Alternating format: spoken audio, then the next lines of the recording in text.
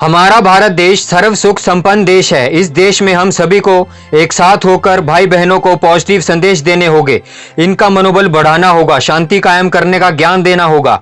जब धीरे धीरे सब कुछ ठीक होता जाएगा, हमें बाबा साहब के मार्गदर्शन में चलना होगा, उनके द्वारा बोली गई बातों को अमल में लाना होगा, तब हम सच्चे भारतीय कहलाएंगे।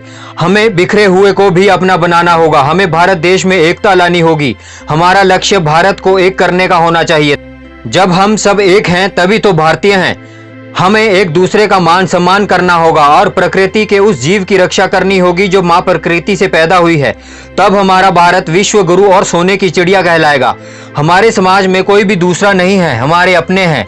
हम सब सभी के हैं, हमारी दुनिया है, तभी हमारे भारत में कोई अस्तित्व है। बस हमें इसी बात को समझना है कि हम एक दूसरे को समझना चाहते हैं, हमें खुद समझना है।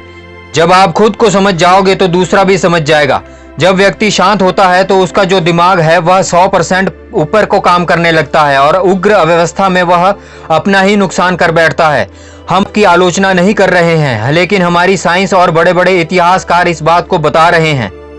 अपने दृढ़ विश्वास, जुनून और धैर्य रखते हुए, सभी को साथ प्रेम भाव रखते हुए जो भी लक्ष्य सोच रखा है उसे पूरा करना, लेकिन शांति प्रिय भावना से करना होगा। अपने निजी और सार्वजनिक और हर एक दूसरे को प्रॉपर्टी की रक्षा करनी होगी। सबसे पहले हमारा ये धर्म होना चाहिए, इसके बाद सारे धर्म आने चाहिए।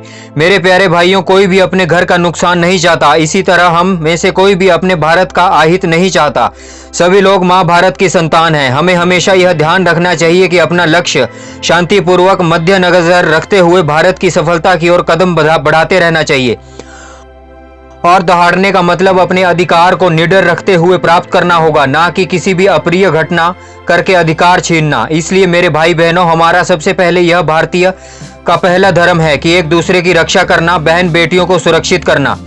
बाबा साहब अम्बेडकर किसी भी एक विशेष व्यक्ति व जाति को संबोधित करते हुए नहीं कहते। उनका संदेश पूरे भारतवर्ष के कई भाई बहनों के लिए है कि शिक्षा शेरनी का दूध है, जो पिएगा वो दहाड़ेगा। शिक्षा को बाबा साहब ने शेरनी बताया और दूध की बात की है, वह ज्ञान की तरफ इशारा किया है कि दूध पीने से यानी शिक्षा प्राप्त करने से हमें हर बात का ज्ञान हो जाता है। जय भीम, जय संविधान, जय भारत, नमो बुद्धाय।